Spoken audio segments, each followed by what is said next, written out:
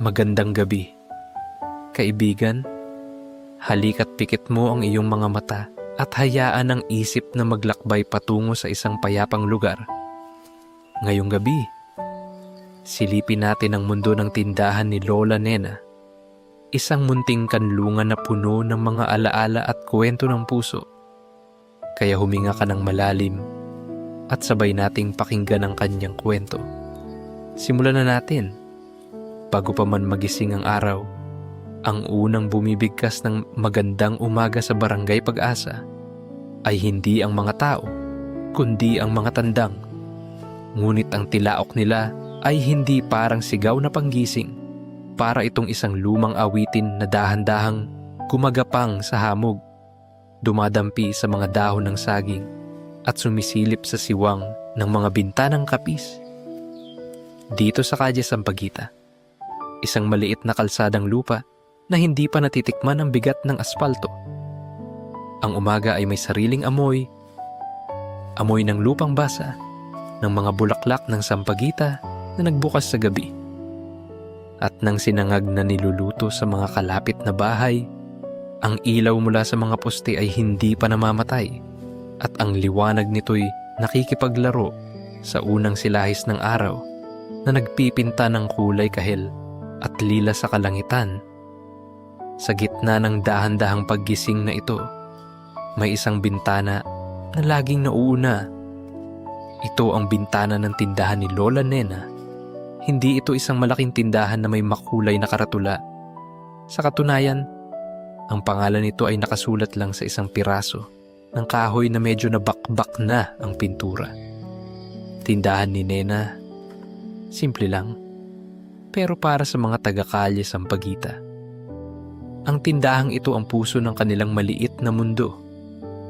Bago pa man kumahol ang mga aso o mag-iyakan ang mga sanggol, dahan-dahang binubuksan ni Lola Nena ang kanyang mga bintana.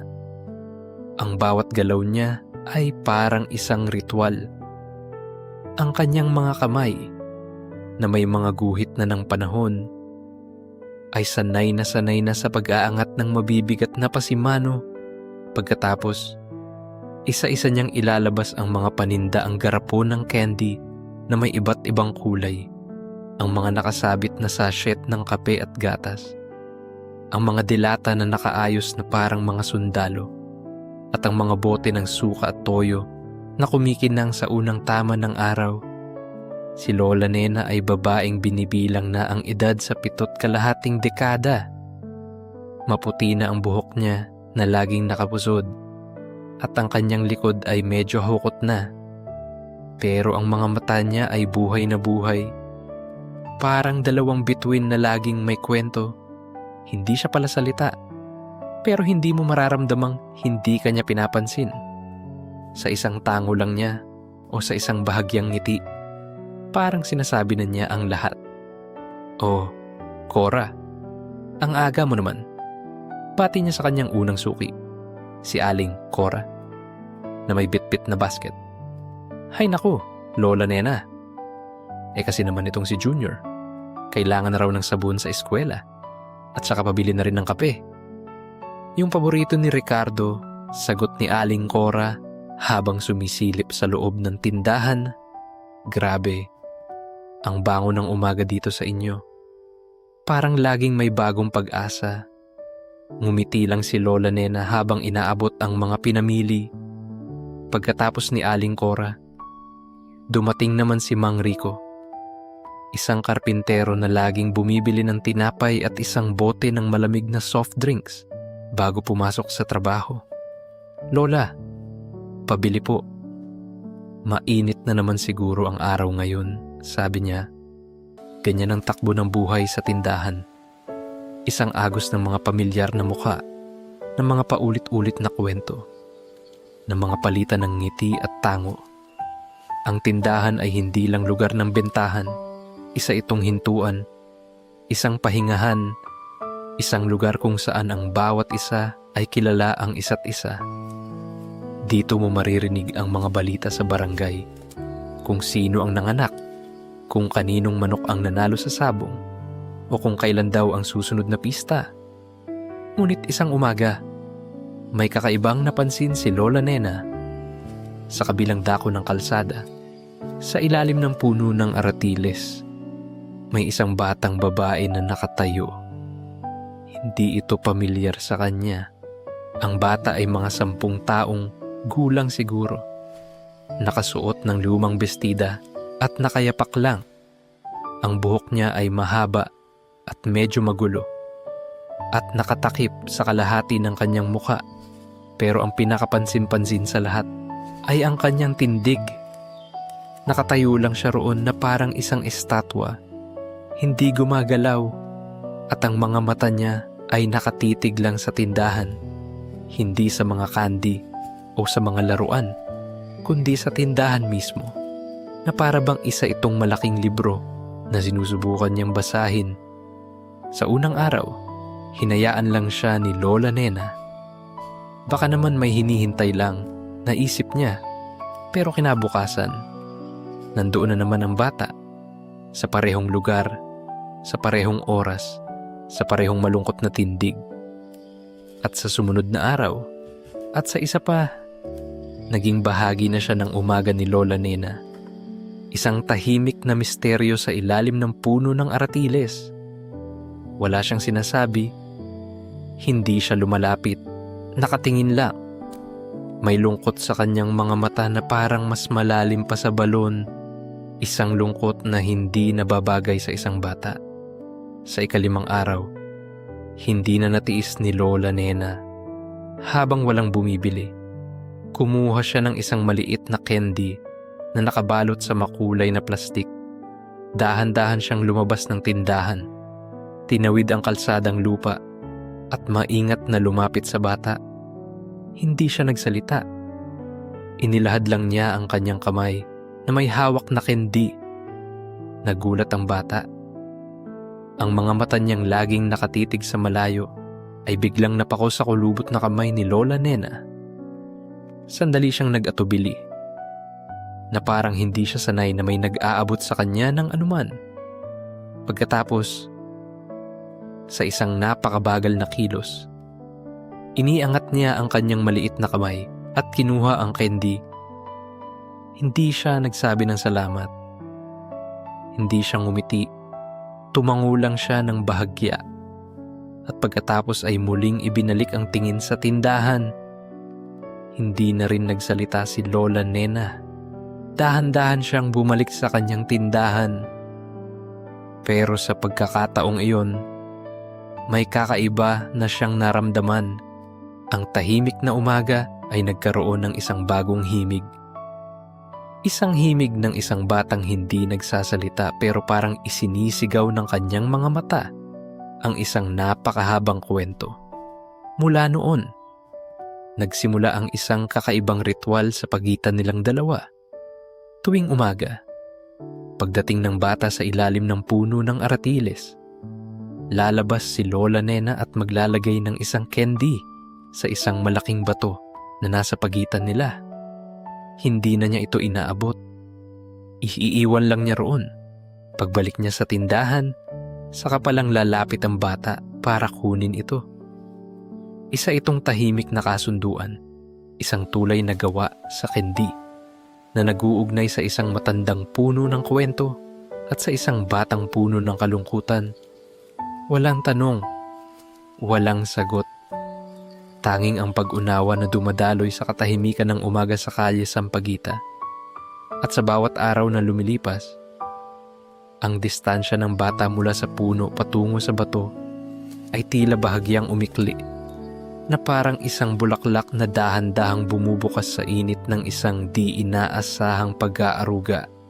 Lumipas ang mga araw na naging linggo, at ang ritual ng candy sa bato ay nagpatuloy. Ngunit may unti-unting nagbago. Ang distansya ng batang babae ay paikli ng paikli. Mula sa ilalim ng puno ng aratiles, nagsimula siyang umupo sa malaking bato kung saan iniiwan ng candy.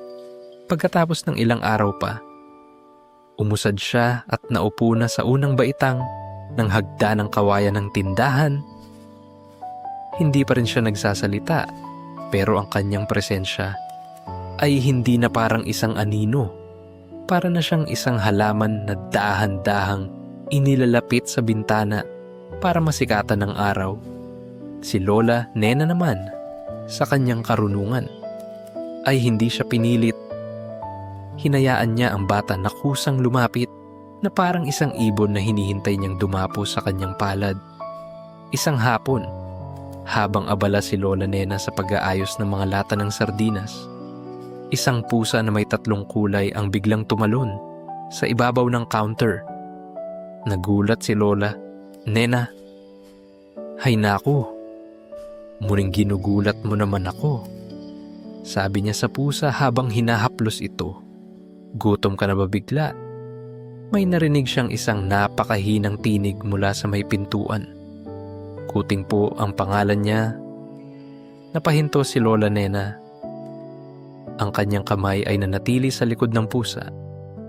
Dahan-dahan siyang lumingon. Nakita niya ang batang babae. Nakatayo na ngayon sa mismong bungad ng tindahan. Nakatingin ito sa pusa. At sa unang pagkakataon, nakita ni Lola Nena ang isang kislap sa mga mata nitong laging malungkot. Iyon ang unang pagkakataon na narinig niya ang boses ng bata. Manipis ito at mahina, pero malinaw na parang tunog ng isang maliit na kampana. Ngumiti si Lola Nena. Isang hangiting abot hanggang sa kanyang mga mata. Kuting pala ang pangalan niya. Alam mo ba, paborito niyang kainin itong tinapay na may mantikilya. Lumapit ang bata ng isang hakbang. Opo, nakikita ko po siya palagi sa likod ng bahay namin. Pero takot po siyang lumapit sa akin. Iyon ang simula. Ang pusang nagngangalang Kuting ang naging tulay para sa kanilang mga salita. Mula sa araw na yon, nagsimula nang magkwento ang bata. Nalaman ni Lola Nena na ang pangalan niya ay Maya. Nalaman niyang nakatira lang pala ito sa dulo ng Kalye Sampaguita. Sa isang bahay na laging sarado ang mga bintana. Nalaman niyang ang nanay niya ay laging pagod galing sa trabaho sa bayan at ang tatay niya ay matagal nang wala. Hindi sinabi ni Maya kung nasaan at hindi na rin nagtanong si Lola Nena. Ang mahalaga, ang mga kwento ay nagsimulang dumaloy. Kwento tungkol sa kanyang mga kaklase, sa guro niyang masungit, sa pangarap niyang magkaroon ng aso, at sa mga bulaklak na tinatanim niya sa paso na laging namamatay. Habang nagsasalita si Maya, si Lola Nena ay nakikinig lang. Buong buo. Hindi siya sumasabad para magbigay ng payo. Hindi siya nagsasabing, dapat ganito o ganyan. Nakikinig lang siya habang nagtitimpla ng kape o nagsusukli sa mga bumibili. At para kay Maya, ang pakikinig na yon ay parang isang yakap. Ang tindahan ni Lola Nena ay naging kanyang kanlungan. Dito, hindi niya kailangang magpanggap na masaya. Dito, hindi siya hinuhusgahan. Dito, siya ay si Maya lang. Isang batang may mga kwentong gustong ibahagi. Nagsimula na rin siyang tumulong sa tindahan. Siya na ang nag-aabot ng mga candy sa mga batang bumibili. Siya na ang nagpupuno ng mga bote ng soft drinks sa lalagyan. Alam na niya kung anong branded ng sigarilyo ang binibili ni Mang Rico at kung anong sabong panlaba ang gusto ni Aling Cora. Ang tindahan ay naging bahay niya at si Lola Nena ang naging kanyang lola. Ang lungkot sa kanyang mga mata ay hindi tuluyang nawala. Pero ngayon, may kasama na itong liwanag na parang mga bituin na nagsisimulang sumilip sa paglubog ng araw. Isang hapon ng Sabado, habang payapang-payapa ang lahat at ang tanging naririnig lang ay ang pagaspas ng mga dahon at ang malayong tawanan ng mga batang naglalaro. Biglang naputol ang katahimikan. Isang malakas na ugong ng motor ang biglang umaling-aungaw sa Kalye Sampaguita, na sinundan ng alikabok na tumilapon sa hangin. Isang bagong-bagong scooter na kulay pula ang huminto nang bigla sa tapat ng tindahan. Bumaba mula rito ang isang binatang nakasuot ng maong na pantalon, puting t-shirt, at may suot na salamin sa araw. Matangkad ito, masigla, at ang bawat galaw niya ay puno ng enerhiya ng syudad. Lola, sigaw ng binata, kasabay ng pagtanggal niya ng kanyang helmet. Ang boses niya ay malakas at masaya. Isang tunog na hindi sanay marinig sa tahimik na lugar na iyon. Napatayo si Lola Nena mula sa kanyang pagkakaupo. Isang malaking ngiti ang gumuhit sa kanyang mukha. Marco, apo. Bakit hindi ka man lang nagsabi na darating ka? Ito si Marco, ang kaisa-isang apo ni Lola Nena, anak ng kanyang panganay na babae na nasa Maynila. Mabilis na lumapit si Marco at niyakap ng mahigpit ang kanyang lola. Sorpresa po. Lagrab. Na-miss ko kayo, sabi niya, habang inilalapag ang isang malaking paper bag sa mesa. May dala po akong pasalubong, cake mula sa paborito niyong bakery sa Makati. Ang pagdating ni Marco ay parang isang malakas na hangin na biglang pumasok sa loob ng isang silid na matagal nang hindi nabubuksan. Ang kanyang bango ay amoy syudad, amoy pabango, amoy aircon, at may bahid ng polusyon.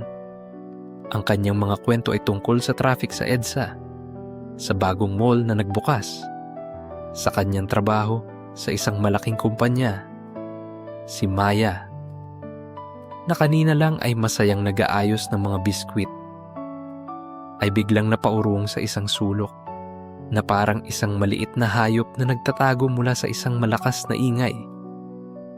Tinitingnan niya si Marco na para bang ito ay isang nilalang mula sa ibang planeta. Sino po itong bata? Latanong ni Marco. Nang mapansin niya si Maya, ngumiti siya sa bata. Isang ngiting pang-opisina. Magalang pero may distansya. Siya si Maya. Apo? Kaibigan ko. Simpleng sagot ni Lola Nena, kinagabihan. Pagkatapos magsara ng tindahan, habang sabay silang naghahapunan ng adobong manok, hindi nawala ang sigla ni Marco. Kinwento niya ang kanyang mga plano, ang kanyang mga pangarap na ma-promote sa trabaho, at ang balak niyang bumili ng kotse. Si Lola Nena ay nakikinig lang. Masaya siyang makita ang kanyang apo, pero may kakaiba siyang nararamdaman. Parang ang mundo ni Marco at ang mundo ng kanyang maliit na tindahan ay dalawang planetang umiikot sa magkaibang araw. Pagkatapos nilang kumain, habang nag-aayos ng pinagkainan si Lola Nena, umupo si Marco sa tabi niya. Ang masayang nangiti niya kanina ay napalitan ng isang seryosong ekspresyon. May kinuha siya mula sa kanyang bag. Isang puting sobre na makapal at mukhang opisyal. May logo ito ng isang agila na nakadapo sa isang globo. La, sabi niya sa isang mas mahinang boses. Isang boses na puno ng pag-aalinlangan at pag-asa. May kailangan po tayong pag-usapan. Importante po ito. Inilapag niya ang sobre sa ibabaw ng lumang lamesang kahoy sa pagitan nilang dalawa. Ang puti nitong kulay ay tila kumikinang sa ilalim ng liwanag ng nag-iisang bombilya na parang isang babala. Tinitigan ito ni Lola Nena. Ang sobreng iyon, sa kanyang bigat at pormalidad, ay hindi nababagay sa kanilang maliit na kusina. Ramdam niya sa kaibuturan ng kanyang puso na ang laman ng sobreng iyon ay magdadala ng isang pagbabagong hindi niya hiningi. Isang alon na yayanig sa payapang pampang ng kanyang buhay sa kalye Sampaguita. Ang puting sobre ay nakalatag sa lamesa na parang isang multo. Ang katahimikan sa maliit na kusina ay biglang naging mabigat, na parang kayang-kaya itong hiwain ng kutsilyo. Tinitigan ito ni Lola Nena nang matagal bago niya ito dahan-dahang inabot. Ang kanyang mga daliri, nasanay sa lambot ng masa ng tinapay at sa kaspangan ng mga bayuong, ay tila nanibago sa kinis at tulis ng papel de kalidad. Maingat niyang binuksan ang sobre. Sa loob, isang makapal na papel na nakatikloob ng 3 beses. Nang buklatin niya ito, ang mga salita ay tila tumalon sa kanya, mga salitang hindi pamilyar sa kanyang tindahan, Aguila Holdings. Letter of Intent to Purchase, Barangay Development Project, at isang numero na may napakaraming zero na nakasulat sa dulo. Ano ito? Marco tanong niya. Kahit na nagsisimula ng bumuo ng sagot ang kanyang puso. Huminga ng malalim si Marco. Inihahanda ang sarili. La. Iyan po ay isang kumpanya, Aguila Holdings. Isa po sila sa pinakamalalaking real estate developer sa bansa. May plano po silang magtayo ng isang community complex dito sa Barangay Pag-asa. At ang unang-una nilang gustong bilhin ay ang lote ninyo. Kasama na ang ilang katabing bahay. Itinuro niya ang numero sa papel. La, tingnan niyo po ang halaga. 5 milyon. 5 milyong piso para sa lupa't tindahan niyo. Pwede na po kayong tumigil sa pagtatrabaho. Pwede na kayong magpahinga. Sasama na po kayo sa amin sa Maynila. Aalagaan po namin kayo ni Mama. Ang bawat salita ni Marco ay puno ng pananabik at pagmamalasakit para sa kanya. Ang alok na ito ay isang biyaya. Isang tiket palabas sa kahirapan. Isang pagkakataon para sa kanyang lola na maranasan ang komportableng buhay na nararapat sa kanya. Ngunit habang nagsasalita siya, ang mukha ni Lola Nena ay nanatiling kalmado, na parang isang lawan na hindi natitinag ng malakas na hangin. Dahan-dahan niyang itiniklop pabalik ang sulat, ibinalik sa sobre, at itinulak ito palayo sa kanya. Hindi, sabi niya, isang salita lang. Pero ang bigat nito ay parang isang bundok. Natigilan si Marco. Pula. Hindi niyo po ba narinig? 5 milyos po. Pwede nating bilhin ang pinakamagandang condo unit para sa inyo. Narinig ko. Apo, sagot ni Lola Nena, habang nakatingin sa mga mata ng kanyang apo. Pero ang sagot ko ay hindi. Pero bakit po halos hindi makapaniwala si Marco? Ang pag-asa sa kanyang mukha ay napalitan ng pagkalito. Kasi naman, La, para din po ito sa inyo. Pagod na po kayo. Tingnan niyo po ang mga kamay niyo. Panahon na po para magpahinga. Ano pa po bang makukuha niyo sa tindahang ito? Barya-barya lang naman ang kita. Sa pagkakataong iyon, tumayo si Lola Nena at lumapit sa bintana ng kusina. Tanaw mula roon ang madilim na bakuran at ang anino ng kanyang maliit na tindahan. Marco, sabi niya. Ang boses niya ay malumanay pero matatag. Ang tindahang ito ay hindi lang lupa at gusali. Hindi ito binibilang sa pera. Ang bawat sulok nito, ang bawat garapon, ang bawat piraso ng kahoy, ay may kwento. Dito ako unang tinuruan ng tatay mo kung paano magsukli. Dito unang nangumiti ang lolo mo sa akin. Dito ko pinalaki ang nanay mo. Ang mga utang na nakalista sa kwaderno ko, hindi lang yun listahan ng pera. Listahan yun ng tiwala. Ang kape na tinitimpla ko tuwing umaga, hindi lang yung paninda. Tanda yun na may bagong araw na darating. Paano ko ibebenta ang mga alaala? Apo, paano ko lalagyan ng presyo ang puso? Hindi makasagot si Marco.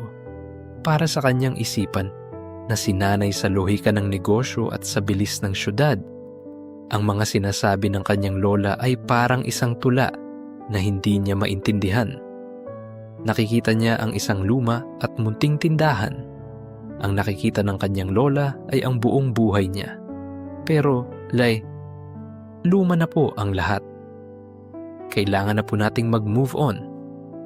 Progress po ito. Ang pag-unlad na sumisira sa puso ay hindi pag-unlad. Marco, isa iyong pananakop? Mahinang sagot ni Lola Nena. Bago siya pumasok sa kanyang silid, dala-dala ang bigat ng isang desisyong Alam niyang hindi maunawaan ng kanyang apo. Kinabukasan, ang tensyon sa pagitan nilang dalawa ay parang isang makapal na pader. Nagising si Lola Nena at binuksan ang tindahan gaya ng dati. Pero ang bawat galaw niya ay may kasamang lungkot. Dumating si Maya at agad niyang naramdaman ang pagbabago sa hangin. Nakita niya si Marco na nakaupo sa labas, umiinom ng kape. Ang mukha ay gusot. Hindi niya narinig ang pinag-usapan, pero nakita niya ang puting sobre na nakapatong pa rin sa mesa sa loob ng bahay. Hindi nagtagal, kumalat ang balita. Ang mga kwento sa isang maliit na lugar ay mas mabilis pa sa hangin. Narinig ni Aling Cora ang salitang milyon at ibebenta habang bumibili. At sa loob lang ng isang oras, ang buong kalye Sampaguita ay nagbubulungan na. Totoo raw ibenebenta na raw ni Lola Nena ang tindahan, grabe. 5 milyon daw. Pare, pwede na tayong magtayo ng kooperatiba. Hala ka diyan. Paano na tayo? Saan na tayo tatambay? Nahati ang barangay. Si Aling Cora at ang mga matatandang suki ay nalungkot. Para sa kanila, ang pagkawala ng tindahan ay parang pagkawala ng isang kaibigan. Ngunit para sa mga mas bata, tulad ni Mang Rico na laging gipit sa pera, ang ideya ng isang convenience store na may ATM at malamig na aircon ay isang kaakit-akit na pangarap. Ang tindahan, na dati sentro ng kanilang pagkakaisa, ay naging biglang sentro ng kanilang pagkawatak-watak. Dahil sa pagkadismaya, nagpasya si Marco na ipakita sa kanyang lola at sa buong barangay kung ano ang ibig sabihin ng pag-unlad. Sa kanyang isip, kung makikita nila ang ganda ng bago, baka sakaling magbago ang isip nila. Pumunta siya sa bayan at bumili ng isang malaking lata ng pintura, kulay matingkad na dilaw. Ang kulay ng isang sikat na fast food chain. Bumili rin siya ng mga bagong ilaw at isang malaking plastik na karatula.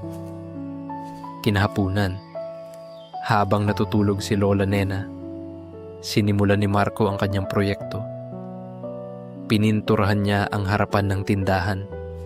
Ang lumang kulay ng kahoy na may bakas ng ulan at araw ay biglang natabunan ng isang makintab at artipisyal na dilaw. Pinalitan niya ang nag-iisang bombilya na nagbibigay ng mainit na liwanag ng isang ilaw na LED na ang liwanag ay malamig at matalim. Ang pinakamasakit sa lahat para kay Maya, na tahimik na nanonood mula sa isang sulok, ay nang tanggalin ni Marco ang lumang tablang may nakasulat na tindahan ni Nena. Pinalitan niya ito ng isang bagong-bagong tarpaulin na may nakalimbag na pangalan, Nena's General Merchandise. For your modern needs. Paglabas ni Lola Nena mula sa kanyang silid, natigilan siya.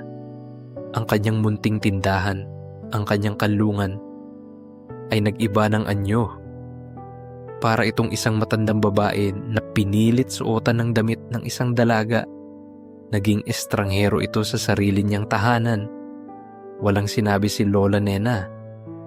Tinitigan lang niya ang bagong pinta, ang bagong ilaw, ang bagong pangalan. Si Maya naman, hindi na nakatiis. Dahan-dahan siyang lumapit sa bagong pinturang pader. At gamit ang laylayan ng kanyang bestida, sinubukan niyang punasan ang isang bahagi nito na para bang sa ilalim ng matingkad na dilaw. Umaasa siyang makikita pa rin niya ang pamilyar na kulay ng kahoy, ang tunay na kulay ng puso ng kanilang munting tindahan. Ang bagong anyo ng tindahan ay nagdala ng isang kakaibang lamig sa kalye Sampaguita. Ang matingkad na dilaw na pintura ay parang sigaw sa isang lugar na sanay sa bulong. Ang puting ilaw ng LED ay nagbibigay liwanag hindi sa mga paninda, kundi sa mga alikabok at mga bitak na hindi dati napapansin. Pati ang mga suki ay tila naninibago. Si Aling Cora, sa kanyang pagbili ng suka, ay napapailing na lang. Hay naku, parang hindi na ito ang tindahan ni Nena. Bulong niya. Maging si Mang Rico ay hindi na nagtatagal para makipagkwentuhan. Bibilhin niya ang kanyang kailangan at aalis na agad, na parang ayaw niyang makita ang pagbabagong idinulot ng kanyang pag-aalinlangan. Si Maya ang pinaka-naapektuhan. Para sa kanya, ang bawat pagbabago ay isang sugat. Ang bawat sulok na dati ay pamilyar at mainit ay ngayoy malamig at banyaga. Si Lola Nena naman ay nanatiling tahimik. Pero ang kanyang katahimikan ay hindi nakapayapaan. Isa na itong pagtitiis. Hindi pa man humuhupa ang tensyon. Muling gumalaw ang tadhana. Isang hapon, habang si Marco ay nasa labas at sinusubukang kumuha ng signal para sa kanyang cellphone, isang itim at makintab na sasakyan ang pumarada sa dulo ng Kalye Sampaguita. Bumaba mula rito ang isang babaeng naka-blazer at may dalang briefcase. Nagpakilala ito bilang kinatawan ng Aguila Holdings. Hindi na siya dumaan sa mga paligoy-ligoy. Direkta siyang nakipag-usap kay Marco. Dahil daw sa strategic value ng lugar at para mapabilis ang transaksyon, handa na raw itaas ng kumpanya ang kanilang alok ng gabing iyon. Muling hinarap ni Marco ang kanyang lola. Ang alok ay hindi na 5 milyon. Ito ay 7 milyon kasama ang isang pangako ng relocation assistance para sa mga maaapektuhang pamilya. Ito na po yun, sabi ni Marco. Ang boses ay nanginginig sa pagitan ng pag-asa at desperasyon. Hindi na po natin pwedeng palampasin ito. Buhay na po natin ang nakataya rito. Ang balitang ito ay sumabog na parang isang bomba. Kinabukasan, ang Kalye Sampaguita ay naging isang munting entablado ng drama. Nagkatipon ng mga tao sa harap ng tindahan at ang dating bulungan ay naging hayagang pagtatalo. 7 milyon, naririnig niyo pa sigaw ng asawa ni Mang Rico. Kahit pagsama-samahin natin ang lahat ng kinikita natin sa buong buhay natin, hindi tayo aabot sa ganyang halaga. Isipin niyo naman ang kinabukasan ng mga anak natin. Sumagot si Aling Cora. Ang kanyang boses ay galit at nasasaktan. At anong klaseng kinabukasan? Yan. Isang kinabukasan na wala na tayong babalikan. Isang lugar na puro semento at wala ng puso. Ang pera, Elena, nauubos. Pero ang samahan natin dito, ang tulungan, ang mga alaala, ito ba? Mabibili rin ng pera nila. Madali para sa'yo na sabihin, yan, Cora. Dahil may kaya kasabat naman ni Mang Rico. Ang kanyang mukha ay puno ng hinagpis at pagod. Halatang halata ang puyat sa kanyang mga mata. Ang anak ko, kailangan ng pangkolehiyo. Gusto kong bigyan siya ng buhay na hindi tulad ng sa akin. Kung ang pagbebenta ng lupang ito ang paraan, gagawin ko. Pasensya na, pero pamilya ko muna.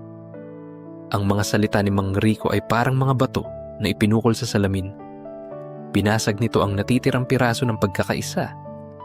Nagkagulatan, nagkasigawan, nagkasumbatan. Ang bawat isa ay may kanya-kanyang hinanakit at pangarap.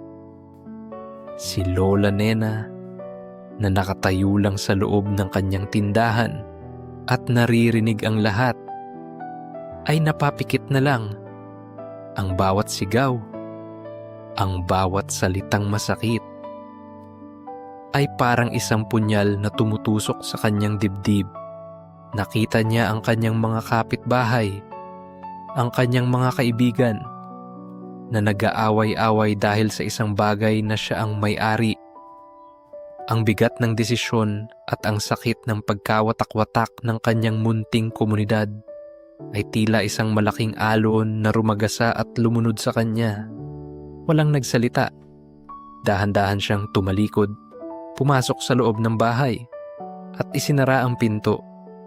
Nang hapong iyon, hindi na lumabas si Lola Nena. Nag-alala si Marco. Kumatok siya sa silid nito. Walang sumasagot. Dahan-dahan niyang binuksan ang pinto.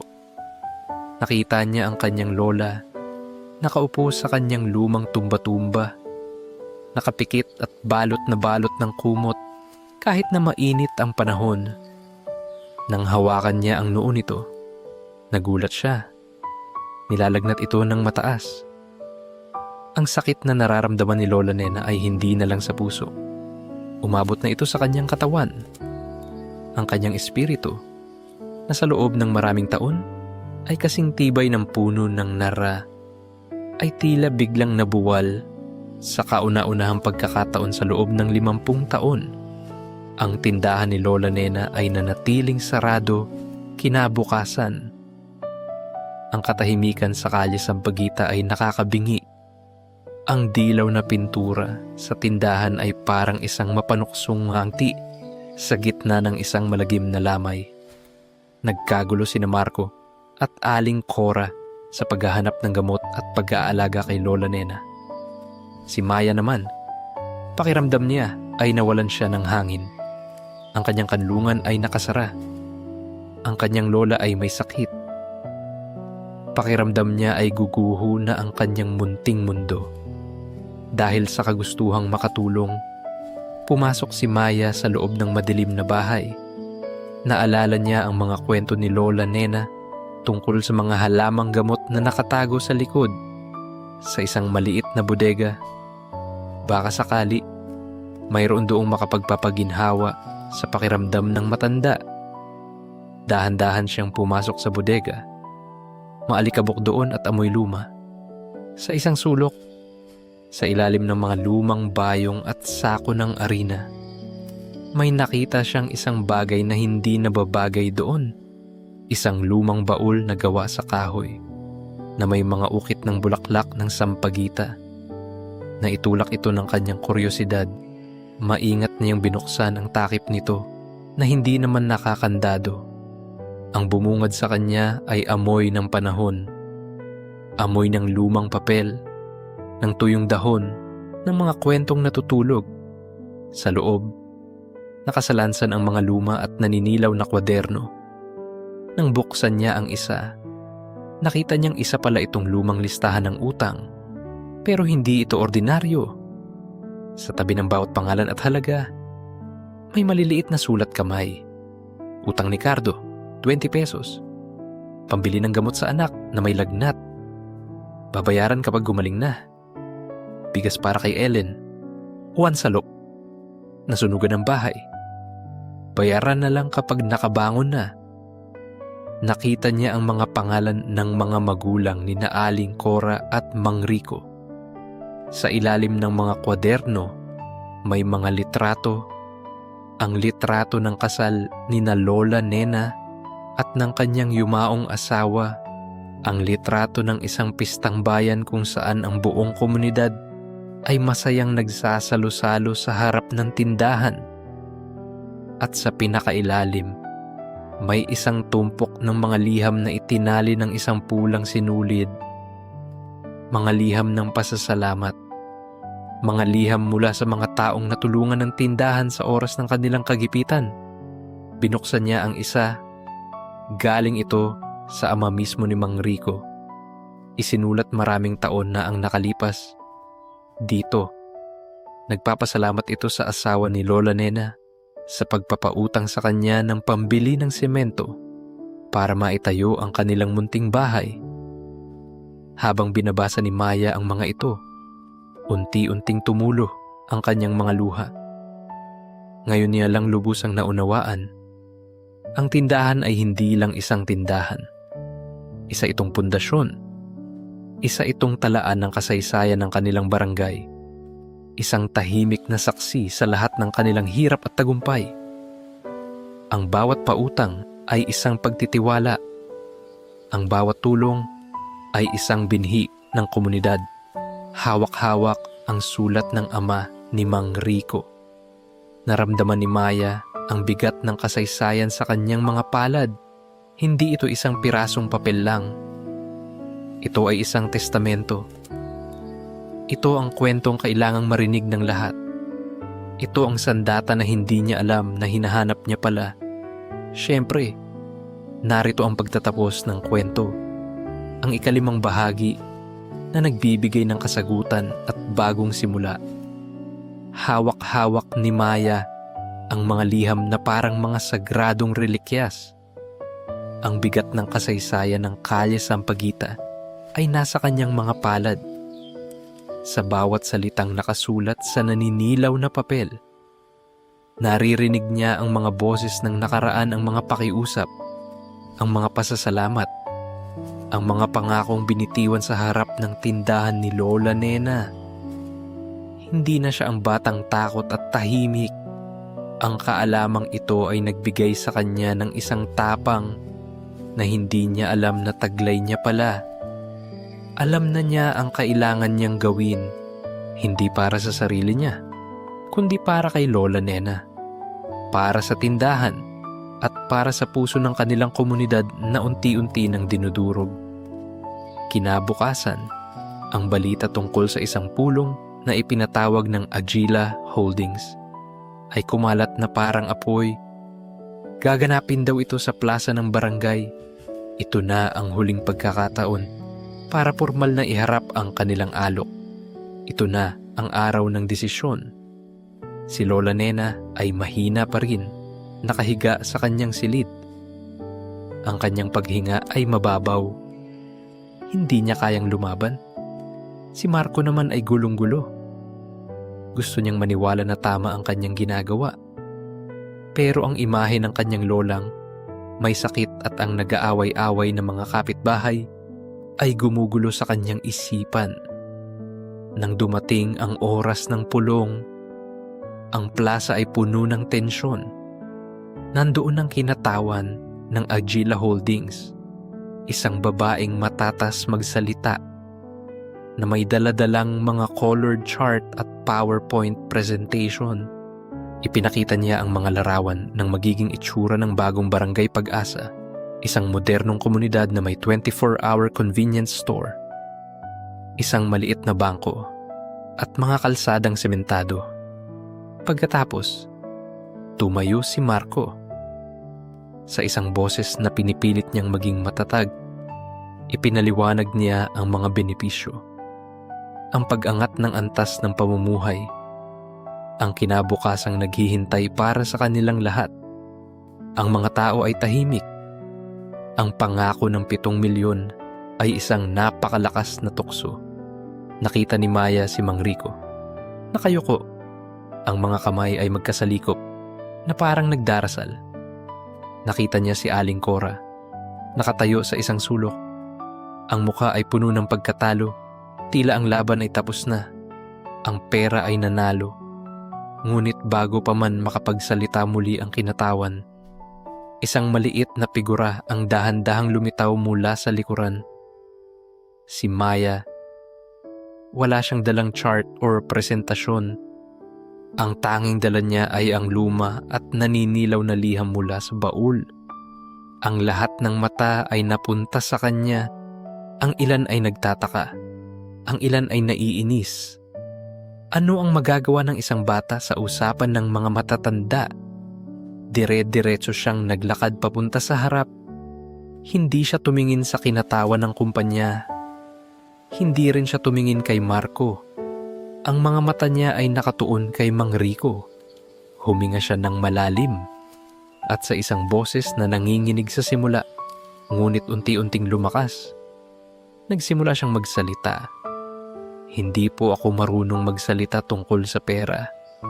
Panimula niya, hindi ko po naiintindihan ang mga numero. Pero mayroon po akong dala. Itinaas niya ang liham. Ito po ay sulat. Isinulat po ito ng tatay ninyo, Mang Rico. Para po sa asawa ni Lola Nena. Maraming taon na po ang nakalipas. Napaangat ng tingin si Mang Rico. Ang kanyang mukha ay puno ng pagtataka. Nagpatuloy si Maya. Binabasa ang mga salita mula sa liham. Mahal na Nena at Cardo, hindi ko alam kung paano ako magpapasalamat dahil sa ipinautang ninyong pambili ng semento. Naitayo ko na ang pader ng aming munting bahay. Hindi na kami matatakot sa bawat pagdating ng bagyo. Ang utang na loob na ito ay hindi mababayaran ng pera. Dadalhin ko ito hanggang sa aking huling hininga. Nakasulat din po dito sa lumang kwaderno ni Lola.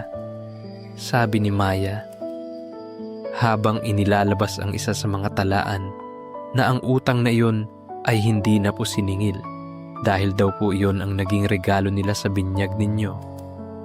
Mang Rico, isang nakabibinging katahimikan ang bumalot sa plaza. Si Mang Rico ay natigilan.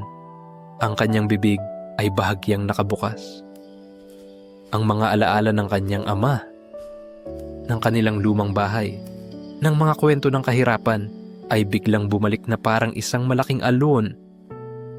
Pagkatapos, sa harap ng lahat, ang matipunong karpintero na kilala sa kanyang lakas ay nagsimulang humagulgol. Ang kanyang mga iyak ay hindi mahina. Ito ay malakas at puno ng pagsisisi at sakit. "Patawarin niyo ako," sabi niya sa pagitan ng kanyang mga hikbi, habang nakatingin kay Aling Cora at sa iba pa. Nakalimutan ko sa kagustuhan kong bigyan ng magandang buhay ang anak ko. Nakalimutan ko kung paano kami nagsimula. Nakalimutan ko ang tulong na ibinigay sa amin. Patawad, Lola Nena. Patawad po sa lahat. Ang pag-iyak ni Mang Rico ay parang isang gripo na nagbukas. Biglang nagsalita ang isang matandang babae. Ako rin. Ang tindahan ni Nena ang nagpautang sa amin ng pamasahe nang kailanganing operahan ang asawa ko sa Maynila. Ang unang trabaho ko, pagtulong sa tindahan, sigaw naman ng isa pa. Ang bawat isa ay may kanya-kanyang kwento. Ang bawat isa ay may utang na loob. Ang plaza, na kanina lang ay isang lugar ng pagtatalo, ay naging isang lugar ng pag-alala at pagkakaisa. Ang komunidad na nawasak ay unti-unting nabubuo muli sa pamamagitan ng kanilang mga ibinahaging alaala. Si Marco, na nakatayo lang sa isang tabi, ay nanonood ng lahat. Ang bawat kwento, ang bawat luha, ay parang isang sampal sa kanyang mukha. Ngayon niya lang naintindihan, ang puso na sinasabi ng kanyang lola ay hindi isang talinghaga. Ito ay totoo. Ito ay ang mga kwentong ito. Ito ay ang mga utang na loob na ito. Ito ay ang samahang ito. Ang progress na ipinaglalaban niya ay isa palang pagkawasak, puno ng hiya at pagsisisi. Dahan-dahan siyang lumapit sa kinatawan ng kumpanya. "Pasensya na po," sabi niya. Ang boses niya ay basag. "Hindi po namin ibebenta. Ang lugar na ito ay hindi mabibili." Kinagabihan, sa ilalim ng liwanag ng buwan, magkasamang nagtatrabaho sina Marco at Maya. Gamit ang lumang pintura na nakita nila sa bodega, maingat nilang tinatakpan ang matingkad na dilaw. Bawat pahid ng brotsa ay isang paghingi ng tawad, isang pangako ng pagbabago. Ibinalik nila ang lumang bombilya na nagbibigay ng mainit na liwanag.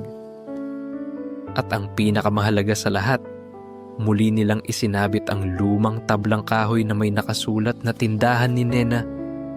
Ilang linggo ang lumipas.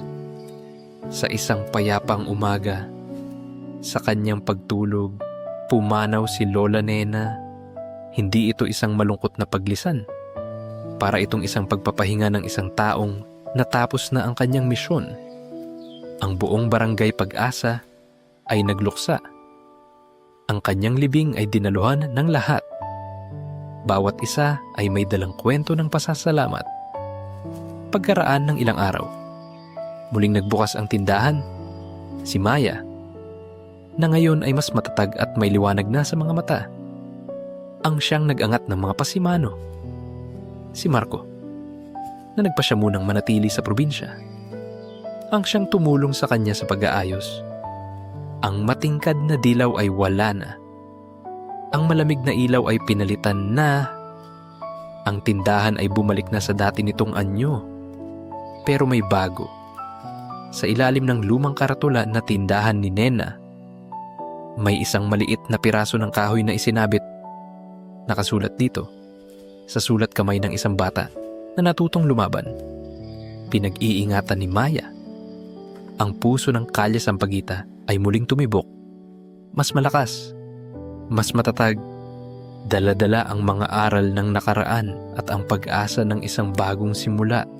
At dito, sa bawat pagsikat ng araw sa Kalye Sampaguita, sa bawat tasa ng kapeng aking inihahain, nauunawaan ko na, natutunan kong ang tunay na pagmamahal pala ay hindi naghahanap ng kapalit at hindi natatapos sa isang paalam. Hindi ito nawawala. Nag-iiba lang ito ng anyo. Nagiging alaala ito sa bawat sulok ng tindahan. Nagiging ngiti sa labi ng mga suki. At nagiging lakas sa puso upang ipagpatuloy ang mga kwentong naiwan. Ang pag-ibig pala ay ang pagpapatuloy ng isang awit. Kahit pa ang orihinal na umaawit ay nagpapahinga na. Maraming salamat sa iyong pakikinig at sa pagsama sa aming munting paglalakbay ngayong gabi. Naway baunin mo ang init at aral ng ating kwento habang sabay nating inaabangan ang susunod na kabanata. Hanggang sa muli, at naway yakapin ka ng kapayapaan. Magandang gabi.